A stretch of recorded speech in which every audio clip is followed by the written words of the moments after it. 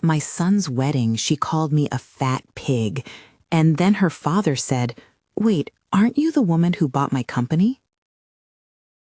The words landed in the hall like a dropped glass. For a second, the orchestra kept playing, the candles kept burning, and my son's smile froze in a way that made the room tilt.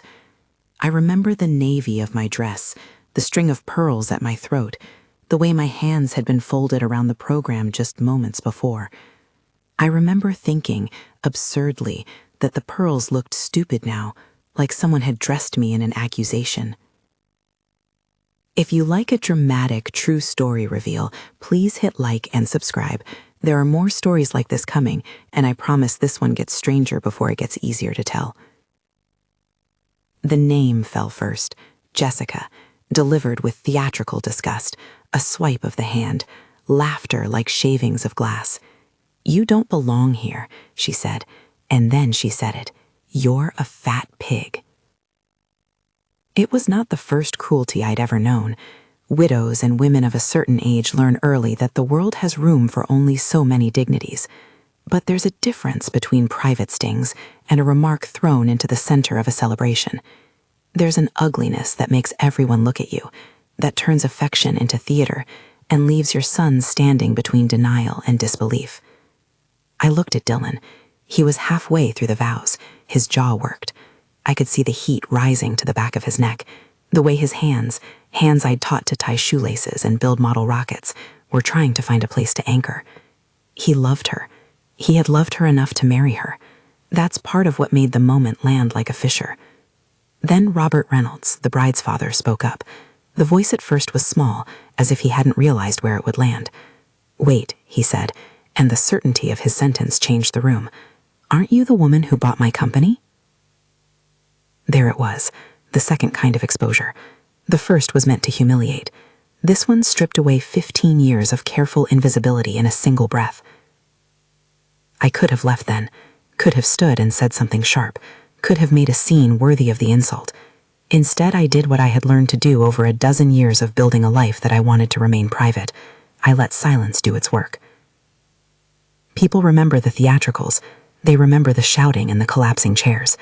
But sometimes the most corrosive ruptures are quieter, the ones that unspool insurance policy after insurance policy. That evening, in a hotel room I'd sat in 1,000 times but never really claimed, I sat with the program still in my hands and my son on the other end of the phone, voice cracked, asking if I was okay. I lied in the way mothers do. I said I was fine, and he said he'd be home in an hour and hung up. That night I lay awake and thought of Thomas. Thomas was not a man who paid much attention to appearances. He had smudges of solder on his shirts, a perpetual tang of coffee around him, and a laugh like a violin string plucked too hard. He had been an inventor, stubborn and brilliant, and the idea that made us, in the economic sense, happened in his garage between a broken radio and a half-eaten sandwich. He patented a small, elegant improvement to a mechanical component used in farming equipment. It wasn't glamorous. It was honest work cleverly applied. The sale of that patent changed us in the way a single deep-rooted tree can change the light in a house. We were never ostentatious. We had enough to live with ease, to help Dylan through college without a second job, to take a modest cabin in the mountains each summer. But what Thomas and I agreed on, almost without saying it, was that money was a shelter to be built quietly, not a banner to be hoisted. We put the proceeds into a patient, steady plan, reinvestments, a few sensible real estate plays, portfolios diversified across things I could not display in a parish newsletter. Thomas wanted the money to be protection for us, a buffer against the cruel randomness life sometimes throws. I wanted to protect Dylan from the way inherited money can hollow ambition if presented as an entitlement. So we practiced invisibility. It's an odd word, visibility, because it implies not being seen. I did not want my son's choices to be him responding to a legacy. I wanted them to be his, earned. He was not a child of idleness. He had built a life by hand, the kind of man you meet who irons his shirts on Sunday because it gives a tidy contour to his week. He was proud of what he'd done. I was proud of him. Secrecy felt like an act of care. When Thomas died, everything shifted. Grief rearranged the rules. The practicalities of probate and tax planning brought me to James Sullivan, who would become my financial advisor and, in time, a careful co-conspirator in discretion. He understood the difference between being secret and being invisible, how strategy could protect a family without walling it off from community. He helped set up holding companies, trusts, and other structures, not with the aim of secrecy as theater, but as a rational way of preserving a life that Thomas had built. It was all legal. It was all explained to our attorney. Nothing we did was illegal, and that matters for the rest of the story. For 15 years, I wore my invisibility like a cardigan, sometimes visible enough to warm, rarely ostentatious, mostly unremarked. I went to Dylan's graduations without any titles in the program. I supported causes quietly. I went to church on Sundays and sat in the same pew, an unremarkable presence except to the people who knew me.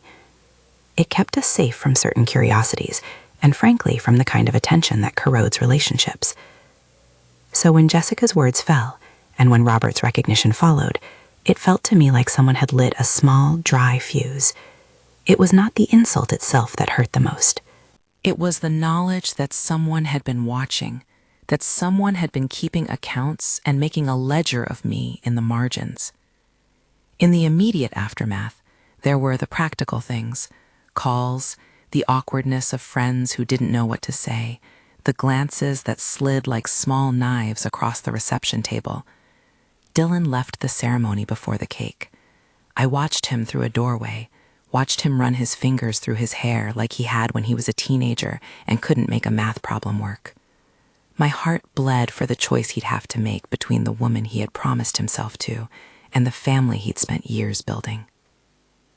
At 11 that night, Jessica sent a text to Dylan that was half apology and half explanation. It was a joke, it said. He said something about women my age, and I didn't like it. That message should have been taken at face value. It was not. Dylan forwarded it to me with a single line. How could she? The next morning, the world had already rearranged itself into rumor. People who had been at the reception called with small bits of information: who had been sitting where, who had clapped, who had not. I answered politely and then went for a walk I used to take with Thomas, the one that wound past the river and the poplars. The sky was the soft color of old paper. I thought of the things people say to hurt others, of how language becomes a kind of weapon in the hands of someone who thinks herself entitled. But words, even cruel ones, tend to be messy currency. They can be spent and recovered, invested in apologies or in further indignities. What made the night real was the recognition. What made the story dangerous was what Jessica's father had said.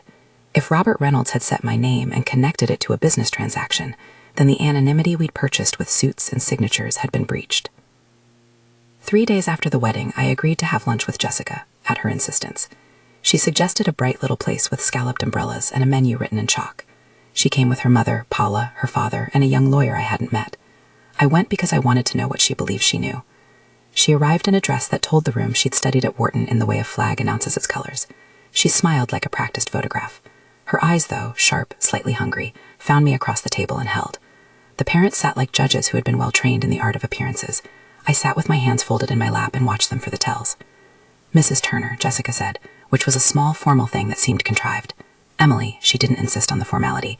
That, I suppose, was her first calculation. Draw the line and then step over it when convenient. Thank you for coming, I said. I wanted to hear what you had to say in person. Well, Jessica said, it's simple. My father built Reynolds & Sons from the ground up. We didn't sell. We were forced into a position we didn't expect, so I've been looking into the people who were involved. The sentence was cleanly folded. Her mother's hands were folded around a fork, painted nails gripping the silver like a talisman. She placed a printed page on the table. It looked innocuous at first, a newspaper clipping, a grainy photograph of a handshake between two men in suits. The caption mentioned an acquisition from years back. That photo, she said, tapping it, is how we found the trail. Mr. Reynolds mentioned it to someone who knew someone, and everything started to line up. You were the buyer. Not publicly, but you or your structure. Her father's voice was tight. We were never offered a seat on the new board. There were promises, of course, but when the company changed hands, our family, our livelihood, changed. We were squeezed out. You think I made a show of it? I asked. I felt the temptation to answer sharply, to remind them of the legalities, to ask how they imagined I, a private woman with a small taste for ordinary generosity, would have forced the doors open on a company that had been their life. But I had learned there is value in letting people speak themselves into a corner. Jessica reached across the table and slid a manila envelope toward me. We hired someone to look into the acquisition. We thought perhaps there had been some wrongdoing. Instead, we found you. And then we found more. Lines of credit opened in the company's name, suspicious transfers to entities we can't trace. We have counsel. We're not stupid. Her words came wrapped in a civility that was meant to sting. She left out the word entitlement, but it hovered in the air. The letter was not a legal notice. It was a warning. I put the envelope back on the table, unread. You say suspicious, I said. That's a heavy word. It's also true, her lawyer, young, efficient, marked by conference room calm, said. We forwarded preliminary inquiries to regulators. We're ready to proceed if necessary. Regulators, lawyers. The very words have a way of making people feel small. They imply forms and subpoenas and long, dull evenings of responses from people who will never see the face behind the files. It was exactly the kind of noise I had wanted to avoid. You're accusing me of something, I said, that I did not do. The acquisition was legitimate. Every document was reviewed. We paid fair value. I kept my voice leveled. Fury and pride wrestled inside me, but I had a long memory of a man who taught me to count not victories, but consequences. Jessica leaned back. Maybe you didn't do anything illegal, she admitted, but you did something you didn't tell your son. You had the nerve to come here to claim love for the man who now wants a life with me, and you hid everything. Ah, there it was. Beneath the pretense of fights over companies and regulators, the real wound, betrayal, not of law, but of intimacy. It had the shape of a child who thought his mother had kept secrets to rob him of a heritage he could have used had he known.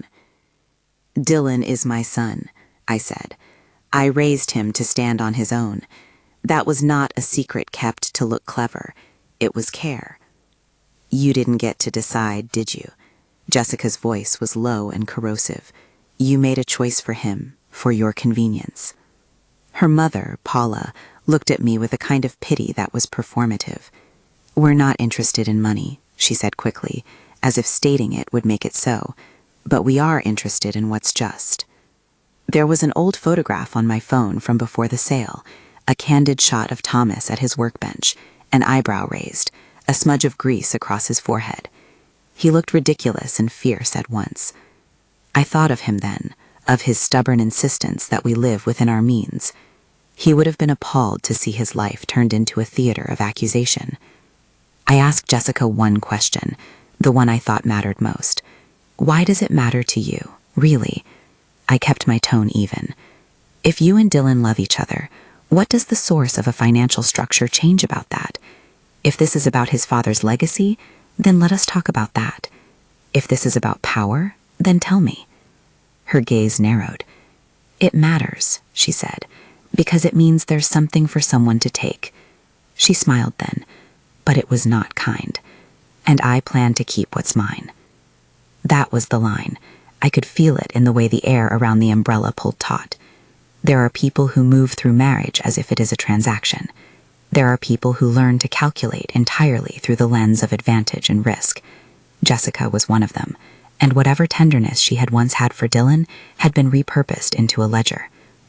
I left lunch with the envelope unopened in my handbag and a slow, steady anger curdling into resolve. It was one thing to be labeled by someone who did not know you. It was another to have someone suggest that you had acted to the detriment of a family. That accusation of having harmed the Reynolds hounded at the part of me that believed in decency. The next morning I met James. He had the easy patience of someone who had put other people's money to work for decades and had seen both folly and prudence. James listened as I told him the story. Brief, the wedding, the insult, the recognition, the lunch. He did not smile at the idea that I had been unmasked. He reached for a legal pad and made a small list. You want to think short-term and long-term, he said. Short-term is damage control. Long-term is reputation, and if necessary, defense. I had expected more platitudes. I had not expected the precise calm he offered. What have they done? I asked. Nothing yet that unites them as a legal case, he said. They've been asking questions. They've hired a private investigator.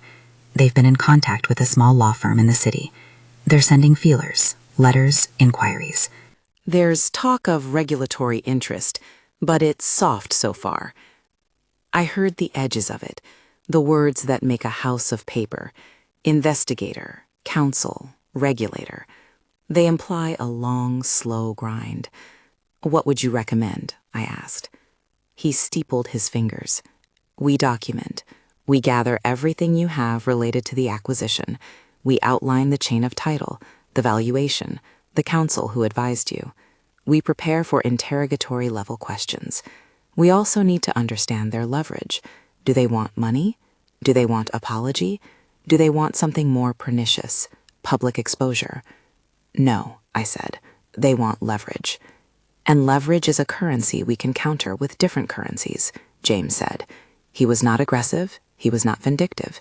He was, however, practical. There are moments when the person you loved becomes a strategy rather than a companion, when protection becomes the primary posture of your life. In the 15 years after Thomas died, I had chosen that posture. It had kept us safe, but it had also created a vulnerability, a knowledge gap between me and Dylan that had allowed someone like Jessica to weaponize ignorance. You need to be careful, James said. You did everything properly. The structures are sound, but secrecy makes people assume malfeasance.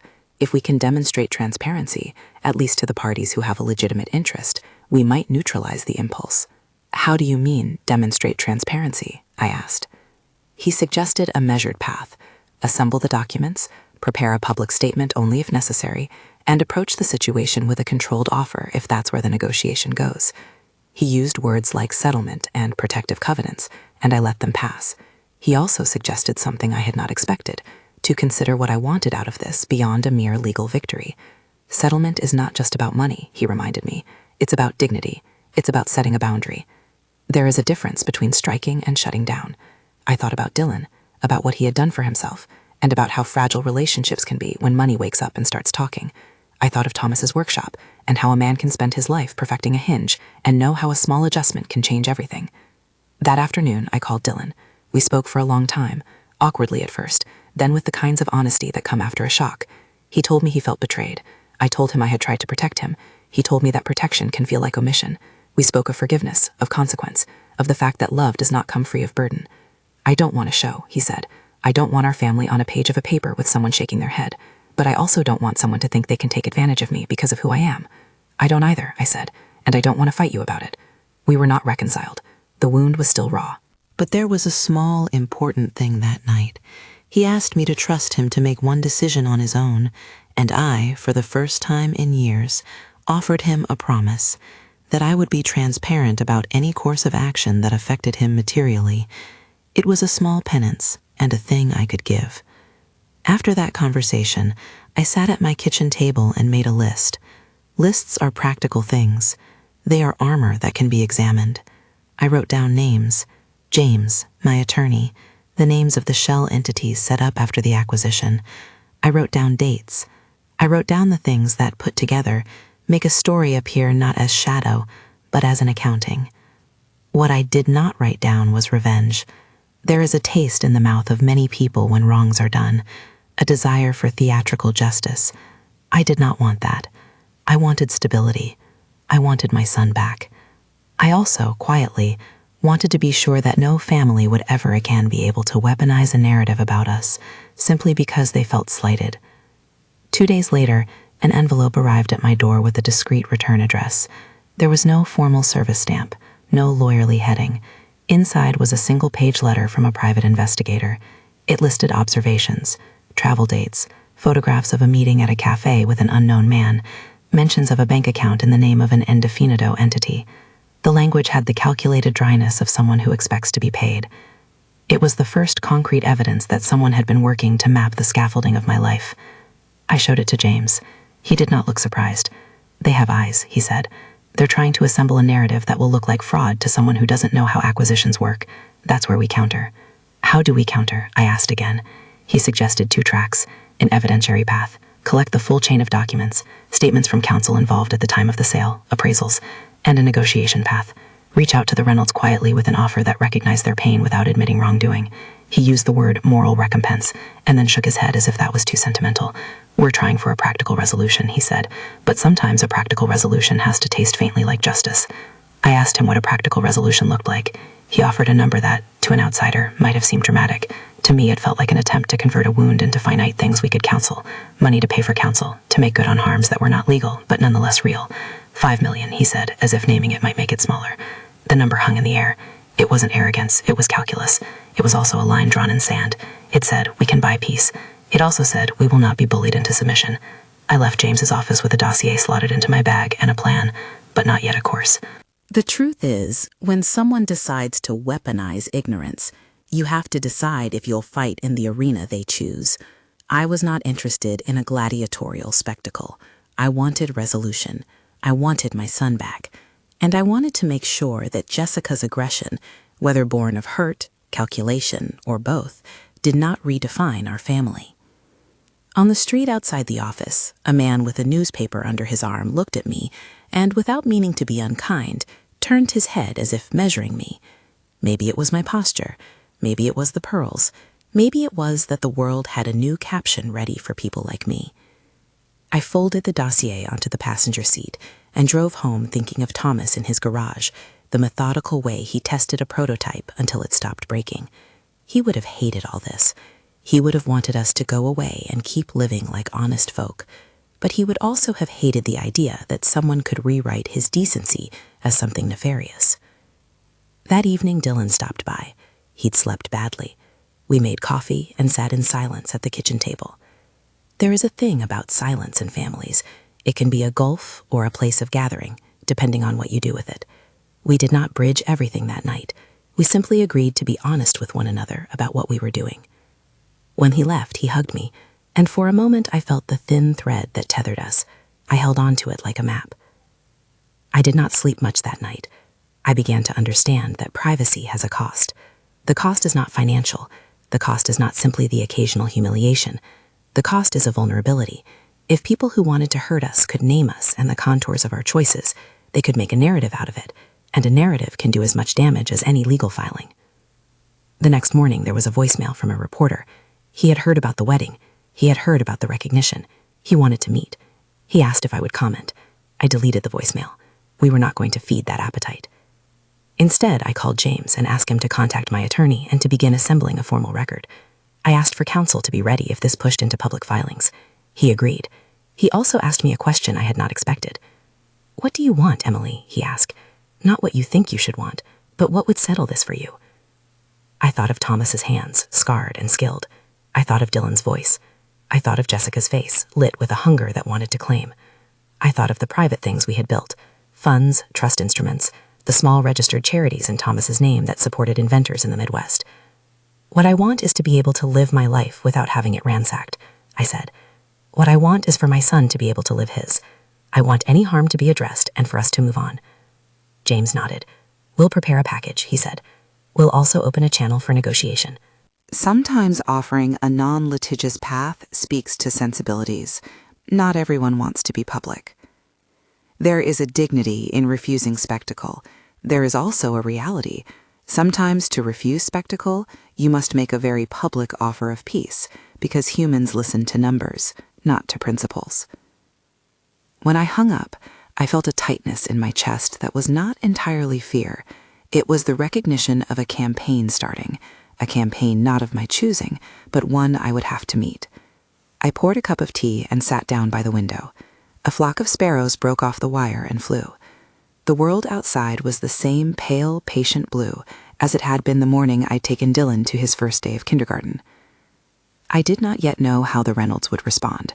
I did not yet know if a settlement would mean genuine reconciliation or simply the buying of silence. I did know that I had entered a newer, stranger phase of life, one in which I had to use the very discretion that had protected us to now preserve the family's dignity. When the phone buzzed, it was Dylan. "Whatever happens," he said quietly, "we figure it out, together." I held the phone and thought of how much courage that small promise required. I thought of Thomas and of the quiet way he had insisted that we do the right thing, even when the right thing was inconvenient. I thought of how there was a way to be victorious without being vindictive. And then, because the day demanded it, I put on my shoes, collected the dossier, and drove to my attorney's office, where the first round of documents waited under a lamp. The storm had not yet broken, but the sky to the west had the bruised color of one. The lamp on my attorney's desk made a hard pool of light on the file, as if to say, "Focus." Outside, the sky bruised, the world unchanged. Inside, everything had the geometry of a campaign. James and my attorney, Margaret, sat across from me with that look people get when they know they are about to enter an extended, unpleasant conversation. Margaret is the kind of woman who never confuses a principle with a passion. She had been there the day our trust documents were signed. She had seen Thomas's thin, obstinate handwriting next to mine, and had offered practical kindnesses in the low tones of someone who has taken too many phone calls at odd hours for strangers in trouble. She tapped a pen against the folder and said what needed to be said. "They have a narrative they can sell," she began. "They can make appearances to regulators look like momentum. Private investigators with photos, a few well-timed questions to journalists who want a story about money and family. That's all it takes to make this expensive and ugly. You can litigate for years, or you can draw a line where you can." James had already told us the number in my kitchen, 5 million. Now, in Margaret's mouth, it wore the name settlement like an instrument, a tool, not a trophy. "How do you propose we frame it?" I asked. "Without admission of wrongdoing," she said. "A payment for emotional distress and legal costs, confidentiality, a release of all claims, a requirement that any attorney who purports to represent the Reynolds will confirm the resolution in writing. We throw in a clause about non-disparagement and, if necessary, an agreement to support the Reynolds in any future regulatory questions with factual statements only." The phrasing was precise, and in moments like that, precision is an act of tenderness. It meant protection not just for me, but for Dylan. It meant an end to the background hum of threat. "We need leverage," James said. "We need the private investigator's materials, plus the chain of counsel, plus evidence that Jessica's team has been preparing to make a public case. If she is trying to build a narrative, we can show the stitches." Margaret nodded. "We also have something they don't. We have the truth on paper. We can show chain of title, valuations, counsel opinions. Skeptical regulators look at transcripts and then at proof. Our job is to make their narrative look like a handful of anecdotes." There is a peculiar moral arithmetic in these moments. Truth is not always enough. You must produce it in a way that makes the other side put down their weapon. It felt odd to think of truth as a set of documents, almost as if the person I loved, the messy, incandescent Thomas, had been reduced to exhibits. But the world bargains in records. We would bargain back. We began, methodically. Margaret wrote a letter to Mark Vance, the lawyer listed at lunch, expressing a desire to open settlement discussions before regulators were looped in. It was phrased carefully, a tone that said we were reasonable, not weak. James compiled the financials, the counsel memos from the time of the acquisition, appraisals, and what little correspondence existed about the decision-making. I signed releases so witnesses could be contacted. At the same time, I did what I had always done when faced with noise. I tried not to feed it. My phone stayed in another room most of the day. When Dylan called, I answered, and we spoke in short, raw bursts, updates, questions, the kind of logistical conversation that functions as bandage. He sounded tired. He walked through the choices he felt forced to make. He asked to be kept informed, but said he wanted no public spectacle. "I don't want my life on the stand," he said. "I don't want to be weaponized." "I don't either," I said. "That's why we'll be deliberate. News eats rumor when people add gasoline, so we refused to be the match. The Reynolds, it seemed, were running the opposite way, into public queries, into private investigators whose envelopes arrived with the sting of intent. They wanted answers in the light. I wanted to give them dignity without surrendering my privacy. That was the paradox. A week passed. The private investigator's report had more photographs, more dates, more meetings, and a single line that suggested someone had been trying to open credit lines in the company's name, appointments, bank references, an indefinito account noted in passing. Margaret read it twice and did not flinch. "This is the choreography of a narrative," she said. "It's suspicious, but suspicious does not mean criminal. We have to treat it as a claim they plan to make and plan a response that will render it inert." It was during that week that I felt the first true personal weight of this new position, being both the person hurt and the person who must contain the hurt so that someone I love does not become collateral. There are quieter kinds of grief than the one at a graveside, that hollowed sense that you must guard a living person's life from the view of others. I had done it for years, in small acts, paying for college with a check, picking up a broken bicycle, encouraging a job application over a meal. Now the protection required public work, a visibility I had spent a lifetime avoiding. Margaret proposed we attempt one more private meeting before lawyers fully engaged. "Sometimes people want to be heard," she said. "If you can say what hurts and what you're prepared to do to make it right, they may respond. If they don't, we open litigation. But litigation is a war. If there's any possibility of resolution without that, take it. I thought of the lunch with Jessica, the chalkboard cafe, the envelope slid across the table like a gauntlet. That air of calculation had not read as grief, it read as appetite. And yet I found myself agreeing to one more call, not because I thought it would yield peace, but because the bridge to my son's heart required me to try.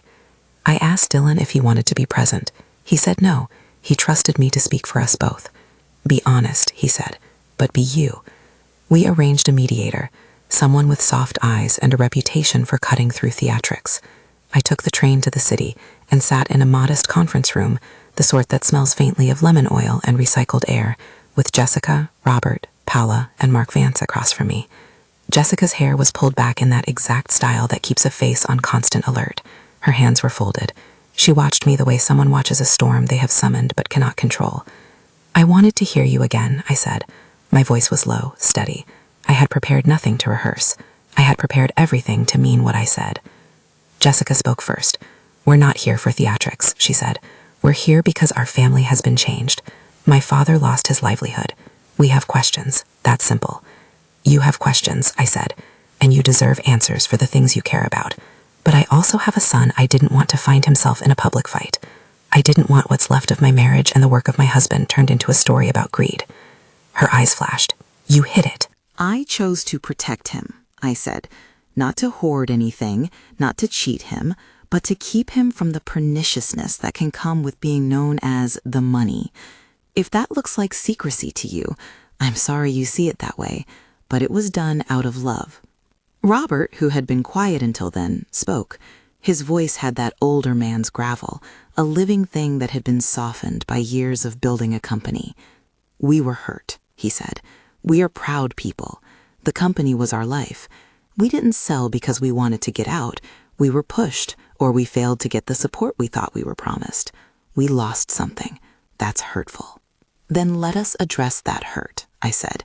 Let us address what you need that is not monetary justice, if that's possible, and let us protect Dylan from this maelstrom. Mark Vance, who had taken notes with a pen that clicked like a metronome, set the papers down. Mrs. Turner, we can take this to regulators, or we can come to an agreement. If you want the Reynolds to step away from a public battle, that requires an offer that acknowledges their pain, provides resources for legal counsel, and includes terms that prevent further damage. Our client will consider a non-litigious path, but it must be substantial, and it must be final. Substantial. Final. That word final was what I had been circling. Final meant closure. Closure meant purpose. Margaret had already introduced the figure in closed counsel. It was one of those moments when numbers do the job of absolution. I waited until the mediator asked if I had a response. We want to protect our family, I said. We want to ensure there is no ongoing harm to Dylan or to anyone else. I've asked my advisors to prepare an offer that will cover legal costs, provide compensation for the pain the Reynolds family experienced, and ensure confidentiality and non-disparagement. We propose $5 million under those terms. The placement of the number in the air felt to me like laying down a plank across a river. It was not meant to buy silence, so much as to buy the breathing room we needed to rebuild. Jessica's face registered something like satisfaction, and then calculation. Paula covered her mouth with a napkin, a gesture that seemed rehearsed. You make it sound simple, Jessica said. $5 million is a lot of money, but is it enough for what we see as a lifetime of disregard? It is an offer of resolution, I answered. It is not an attempt to silence justice if justice is necessary. It is an attempt to avoid years of public scrutiny and to allow for reparations to be made in a way that protects Dylan. There was a silence that stretched like a bow. The mediator's pen hovered. Mark Vance leaned forward. We will present this to our clients, he said. We will need to review your documentation. We will draft terms. If your clients are prepared to offer $5 million now, with immediate payment upon execution of a settlement agreement, we will consider it. If not, we proceed to litigation, he added quietly. And if your clients are not prepared to pay now, we will use discovery to seek whatever we can. There it was, the other lever, discovery, the tools of a drawn-out fight. I had no desire to go there, but I also did not want my son's life to be consumed by the rifling through of private papers by people who felt justified in the pursuit. I looked at Dylan's face in my memory, frayed and beautiful, and thought of what he had asked. No spectacle. "Let us not waste time," I said. "If you accept, we can sign today, we can make the payment, and we can move on. If you intend to litigate, then we will meet you there, but I will not have my son's life laid waste in the process." They went to consult. Minutes passed that felt like hours. When they returned, Robert was the only one who made eye contact. Jessica's jaw was hard. Her parents' faces were masks of deliberation. Mark spoke. "Our clients accept the principle of negotiation. They will consider the offer, but request an immediate payment of counsel fees as a show of good faith. We will draft in the requirement of a public statement that acknowledges the settlement without specific admissions. We will require the divorce as part of the resolution." The divorce clause landed with the weight of something personal. It was not part of our offer originally. It was a demand that struck at the heart of the human cost. I felt something stop in my chest. Dylan, the marriage, the promises of a night now stained. "I will not force my son into any choice," I said. "If the divorce is something he wants to pursue, that is his, but I will not make it a bargaining chip without his consent." They looked at me as if I had put a pebble into a machine and expected the machine to hum differently. Jessica's eyes flashed, and for a moment I saw all the computations she had made, advantages, status recalculation. "If your son does not proceed with divorce, the terms change," Mark said. "This is about finality and clarity." It was ugly and practical, and it was, in a way, the reckoning that often follows when love and law have to be reconciled. After a few more rounds of calibrations, Mark produced a draft. Payment schedule, confidentiality, release of claims, and the condition that the Reynolds would accept the payment as complete settlement for all claims and that the parties would refrain from initiating regulatory complaints. The divorce clause was rephrased. The Reynolds' acceptance of finality required the parties to be in a position to proceed to an end of the marriage. In other words, the Reynolds insisted that Dylan separate from Jessica as part of ending the contest. I felt my father sting, the sense of being coerced into someone else's moral script. It was a bitter choice. Protect your son by sacrificing his marriage, or allow the maelstrom to continue. Later, when I spoke to Dylan about the form the agreement might take, he was quiet. "If that's what they want," he said finally, "then the choice is between my life being public and my marriage continuing. I can't let this go on. I can't keep being a person in a story." He surprised me with the steadiness of his voice. "I love her," he said, "but I love you too, and I don't want to be the character in someone else's ledger." We spoke long into the evening. The wound was not healed by a conversation. There were no neat absolutions, but there was a decision made by a man whose life was his, not a script. He agreed to pursue a separation, to file for divorce, not as an act of spite, but as an act of setting a boundary that allowed him to live without being litigated into shape. When I learned this, the offer that had once been the plank became a bridge. We returned to the mediator and pressed the numbers forward. The settlement agreement was drafted with many precise lines, a confidentiality clause with an agreed list of people who could know the terms, a release of all past and future claims, an immediate payment for counsel, and an escrow arrangement that would see the balance delivered within days.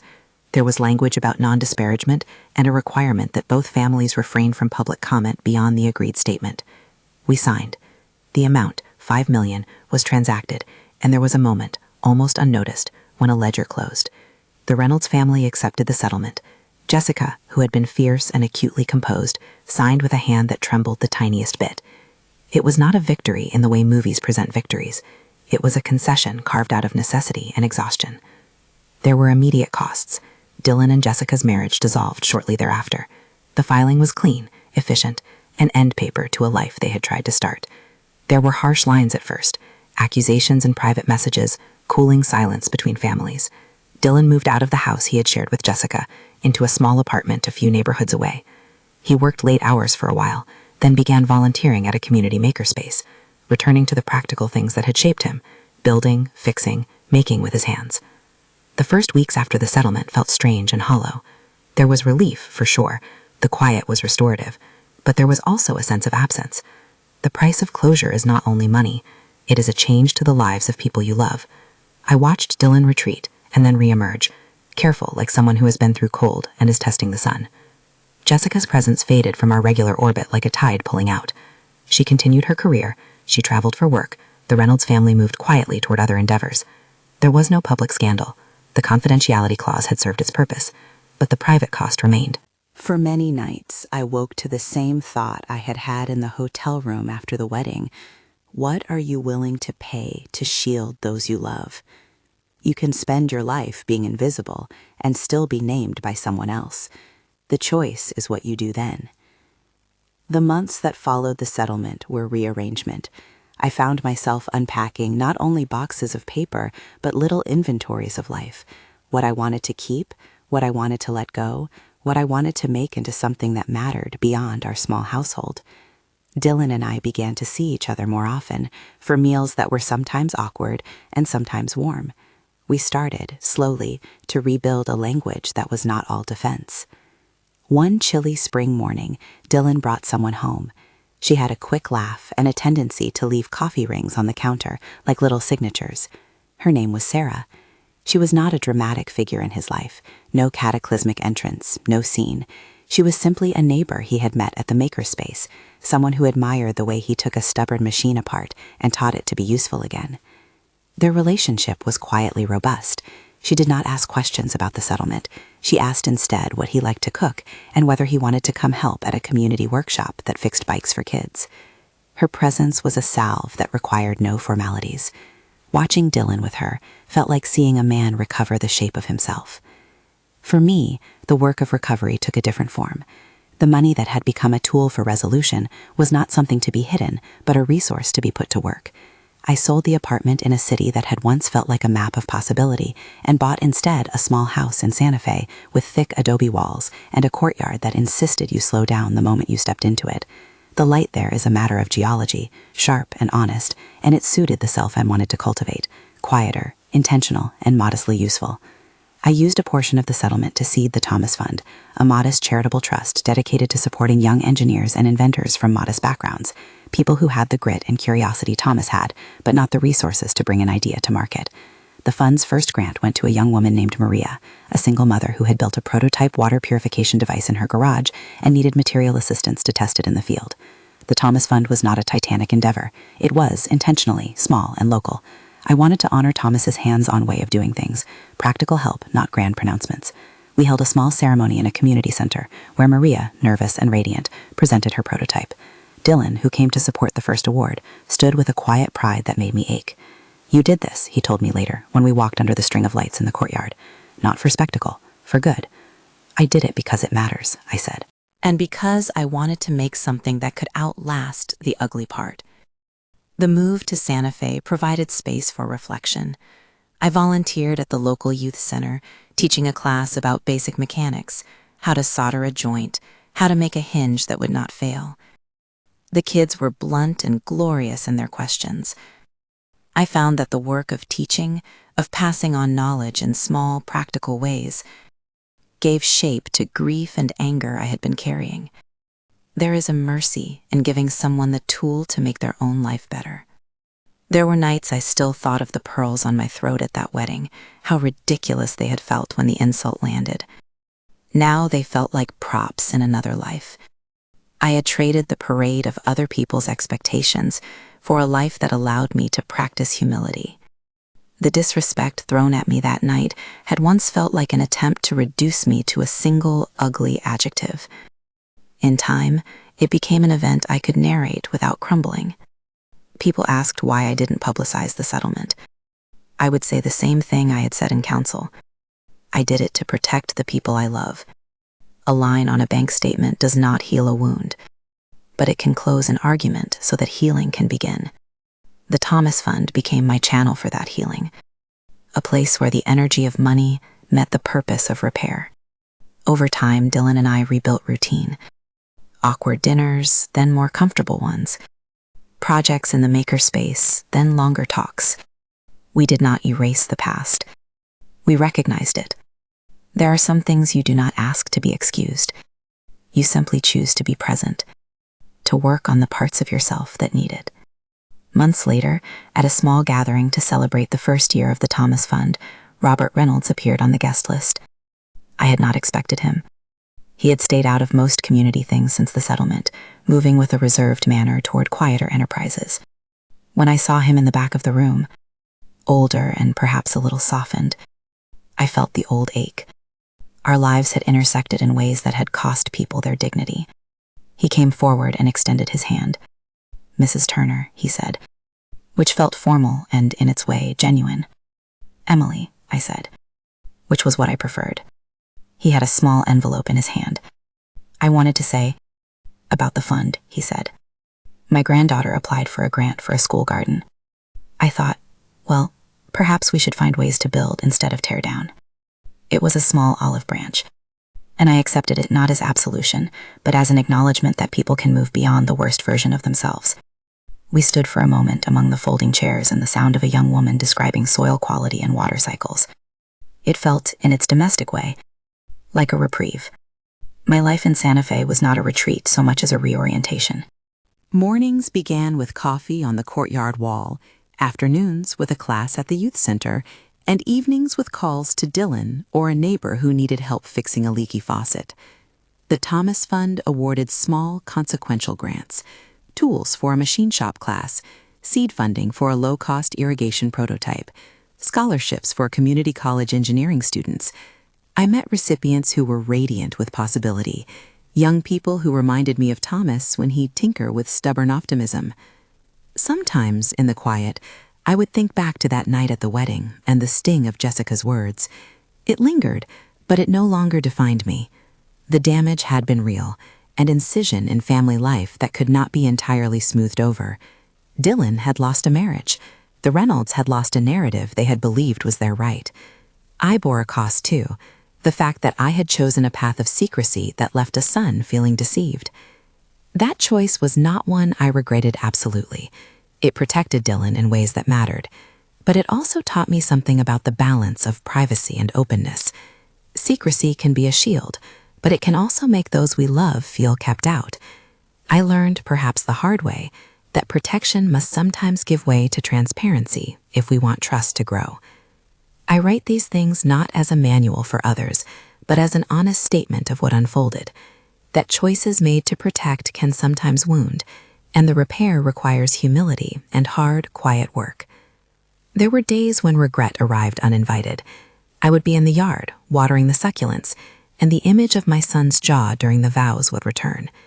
I would think of the small ways I might have done better, how I might have explained something earlier, how I might have shared choices that did not require the language of secrecy. Those thoughts did not make the settlement less right or less necessary. They simply complicated it, as real life often does. The Thomas Fund kept me honest. It required me to be in the world in a way that was generous but accountable. We set criteria for grants, a board of local people who understood the technical and ethical stakes, and a small advisory committee that included a woman who had been a community organizer for decades. We made mistakes in the first year, missed deadlines, a miscommunication about reporting, but we learned. The work itself was its own kind of therapy. Years later, sitting in my courtyard with a cup of tea and a dog who had chosen me because I fed him too many treats when he looked hungry, I reflected on the arc of those months. I had been publicly humiliated. I had been recognized in a way that unraveled a private life I had kept because I loved my child enough to try to protect the impulse of his effort. I had sat across tables and mediators and signed documents that closed a wound but could not entirely erase the pain. But there was also triumph, not the kind that swells in a chest like a banner, but the subtle triumph of choosing a life that did not depend on other people's definitions. If there is a moral, it is this: vengeance is a spectacle. Flourishing is a quiet, sustained work. I chose flourishing. As for Dylan, time smoothed some edges. He made new friends, found a partner who loved the small domestic truths of him, and built a life not defined by money, but by his crafts and commitments. We do not pretend the past did not happen. We talk about it in small ways, acknowledging the mistakes on both sides. There are dinners that are still awkward, and others that are full of laughter. It is enough. Occasionally, someone will ask me if it was worth it, if the privacy, the settlement, the move to a quieter place was worth the nights of waking and the cost of a marriage ending. I think of Maria with her water prototype, of teenagers who learned to solder in a safe place, of a son who rebuilt himself on his terms, and I answer, it depended on what you define as worth. For me, peace and usefulness were worth the price. One afternoon, months after the last grant was awarded, I found a note left on my doorstep, a simple card with a young woman's handwriting. It read, "Thank you for believing in me. I told my daughter she could do this because of you." It was unsigned. It needed no signature. It was proof that the money had turned into work that mattered to other people. There are no easy endings in stories like this. There is only the steady choice to be present and to direct what you can towards good. If you've stayed with me this long, I'll end with a small invitation. Tell me in the comments, what would you have done in my place? Would you have fought this fight, or would you have let the story become something else? If you want to see other stories like this, of quiet strength, messy consequences, and people learning to build better lives, there are 2 videos linked here that explore similar themes. Thank you for listening. This story has been fictionalized. Names and locations changed for privacy.